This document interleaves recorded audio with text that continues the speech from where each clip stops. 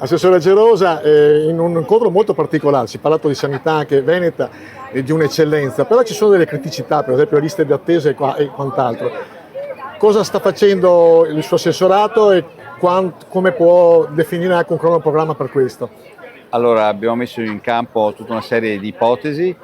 La prima dovrebbe riuscire a diventare realtà a partire dall'inizio di luglio, e quindi il fatto che il cittadino esca dallo studio del medico di medicina generale con assegnato non solamente la ricetta con la richiesta di visita o d'esame, ma anche con assegnata la data e l'orario di quella visita e di quell'esame. Questo sarebbe già un ottimo successo dal mio punto di vista. Case di comunità, come siamo messi? Le case di comunità vedremo a giugno, dovremo attivarle. Sicuramente sono pronte per quanto riguarda l'hardware, cioè le costruzioni.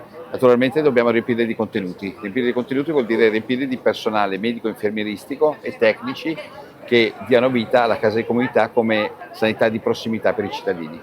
Fiducioso che il Veneto rimanga sempre una grandissima eccellenza della sanità italiana.